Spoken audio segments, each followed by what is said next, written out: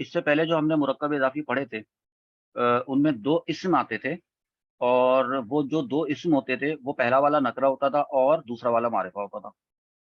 تو پہلا نکرہ مضاف بن جاتا تھا، دوسرا والا مضاف الیہ بن جاتا تھا، دونوں مل کر مضاف اپنے مضاف الیہ سے مل کر مرکب اضافی بن جاتے تھے۔ ترکیب بھی میں نے آپ کو بتا دی۔ اب جو ہمارے پاس آ رہا ہے یہ بھی 2 اسم ہی ہیں۔ اب دیکھیں نا، یہ جی ہا لکھا ہوا ہے، یہ بھی 2 اسم ہیں۔ وہ کیسے؟ یہ جو جید ہے نا، یہ جو جید ہے یہ نکرہ ہے، ٹھیک ہے، معرفہ کی کوئی علامت اس میں نہیں پائی جا رہی، ایک بات ہو گئی۔ اور یہ جو ہا ہے، ہا، میں نے آپ کو مجرور کی جو ضمائر پڑھائی ہیں، ٹھیک ہے، اگر آپ والے گروپ میں نہیں پڑھائی تو آپ لوگ سن لیں۔ اگر آپ والے گروپ میں نے مجرور کی نہیں پڑھائی تو میں نے آپ کو منصوب کی تو پڑھائی ہوگی نا، ضمیر منصوب متصل تو پڑھائی ہوگی آپ کو، جس میں ہو، ہما، ہم، ہا، ہما، ہننا، کا، کما، کن، کی، کما، کننا، یا نہ، یہ تو آپ کو پڑھائی ہوگی۔ بس آپ وہی والی جو ضمائر ہیں، وہی تمام ضمائر آپ ان کو یاد کر لیں۔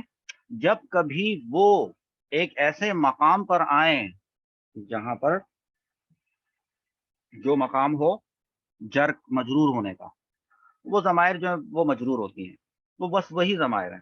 اس کو آپ یوں کر لیں، جیسے مثال کے طور پہ اگر میں آپ سے یہ کہتا ہوں کہ آپ بتائیں کہ یہ ہا ضمیر کون سی ہے، تو آپ کہیں گے کہ یہ ہا ضمیر ہے، مجرور ہے، متصل ہے۔ تو اب آپ کے مجرور کہنے پر اگر میں آپ سے یہ سوال پوچھوں کہ آپ نے اس کو مجرور کیوں کہا ہے، تو آپ بتائیں گے کہ اصل میں ترکیب میں، جی ہا کی ترکیب میں یہ ہا جو ہے یہ مضاف الیہ واقع ہو رہا ہے، یعنی مضاف الیہ بن رہا ہے۔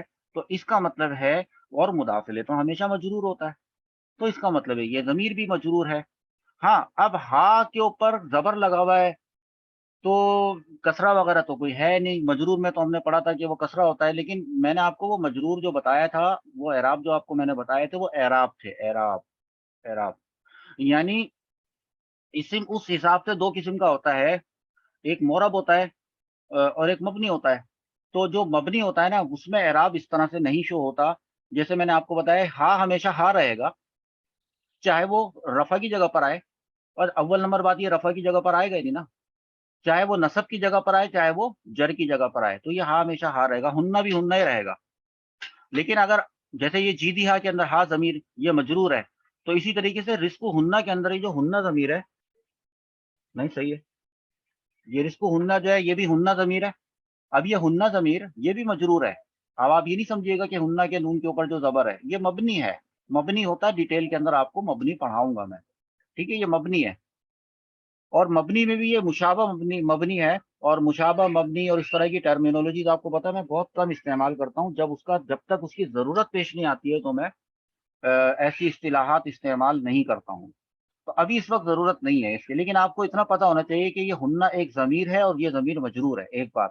اسی طرح کہ رحمتہ کے اندر جو یہ ہو ہے یہ ایک ضمیر ہے اور یہ مجرور ہے۔ اسی طرح قلوبہم کے اندر یہ جو ہم ضمیر ہے یہ مجرور ہے۔ اسی طرح سمعہم کے اندر بھی ہم ضمیر مجرور ہے، ابصارہم کے اندر، شہداءکم اس کے اندر۔ اب اس کی ترکیب کس طرح سے آپ نے کرنی ہے وہ ترکیب آپ سن لیں، ان کو تو دوبارہ جوڑ دیں آپ، یعنی اس کا اتصال کر دیں، اس کو متصل کر دیں، جی ہاں۔ اب آپ نے یہ کرنا ہے، یہاں پہ تو یہ جگہ آپ کو دی ہے ترجمہ کرنے کے لیے، لیکن اس کو میں اس طرح سے بھی آپ کو لکھ کے دکھا دوں۔ دیکھیں، یوں لکھیں گے کہ جید، یہ ترکیب ایک دیکھیں آپ، ترکیب کرنے کا طریقہ، جید مضاف، اوکے، اور جید نکرہ ہے یا ہے جو بھی ہے وہ یہاں نہیں لکھنا ہوتا، بس جید مضاف بن رہا ہے تو مضاف بنائیں گے اس کو آپ، اور اس کے بعد آپ یہاں پر لکھیں گے کہ ہا ضمیر۔ اب ضمیر کو ڈیفائن کر دیں تھوڑا سا، بجائے سے کہ اس کو ڈائریکٹ مضاف لے لکھیں، ہا ضمیر مجرور متصل، ہا ضمیر ایک مجرور متصل ضمیر ہے، ٹھیک ہے، یہ بن رہی ہے کیا؟ مضاف الیہ۔ اب آپ نے کیا کرنا ہے، آپ نے لکھنا ہے کہ مضاف اپنے मुदाफ इलैह से मिलकर मुरक्कब इजाफी। हो गया मुरक्कब इजाफी। तर्जमा कर दें, उस, बल्कि यूं लिखते हैं, तर्जमा उस,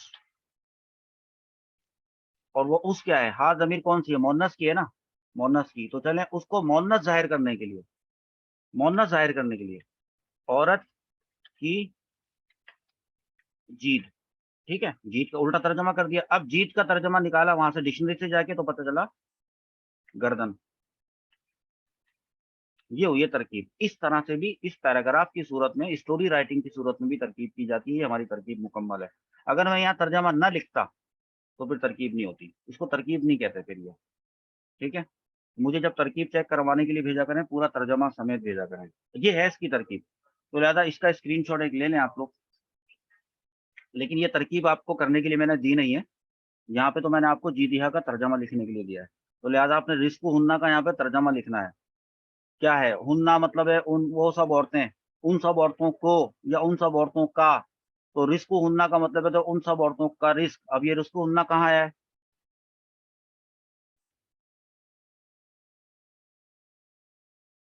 ये रिस्क हुन्ना, उन औरतों का रिस्क, व किस्वत हुन्ना, और उन औरतों के कपड़े।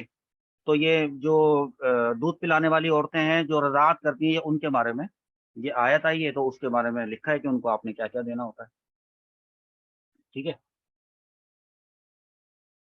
ये सारे मैंने कुरान पाक से लिए। अब देखें, रहमतु हु, ये जितनी भी ज़माइर हैं, ये मैंने आपको ज़माइर इसमें बता दिए। अब आपने इसके तर्जमे करने हैं। तो लिहाजा ये कल कल का स्क्रीनशॉट आपके पास मौजूद है।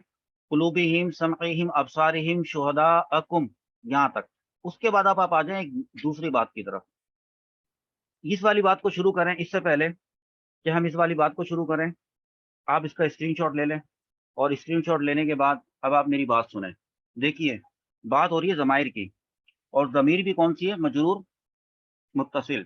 तो आप बताएं कि या ज़मीर भी तो होती है ना, ठीक है। तो या ज़मीर, अब इबाद जो हुआ, ये इबाद हुआ मुदाफ, और या ज़मीर हुई मुदाफिले। तो मुदाफ अपने मुदाफिले से मिलकर मुरक्कब इज़ाफ़ी हुआ। तो इसका या का मतलब क्या होता है, मेरा, मेरी, मेरे, ये या का मतलब होता है, ठीक है।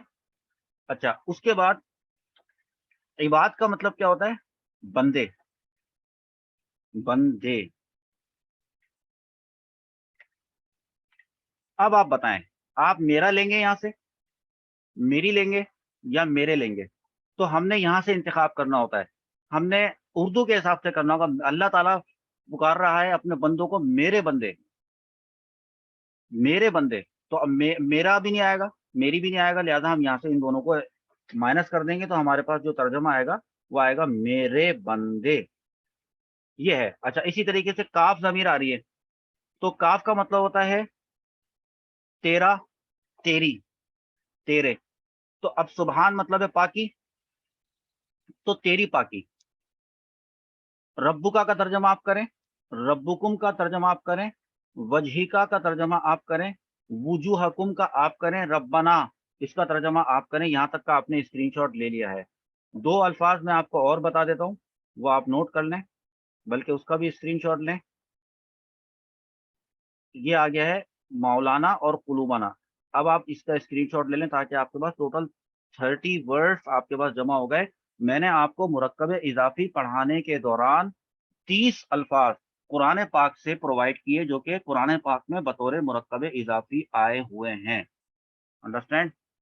अच्छा, अब हम चलेंगे अपने अगले सबक की तरफ। और अगला जो हमारा सबक है वो भी मुरक्कब इजाफी से रिलेटेड है, लेकिन उसमें हमने गिनती देखनी है, कुछ गिनती और कुछ हमने दूसरे टॉपिक उसमें देखने हैं।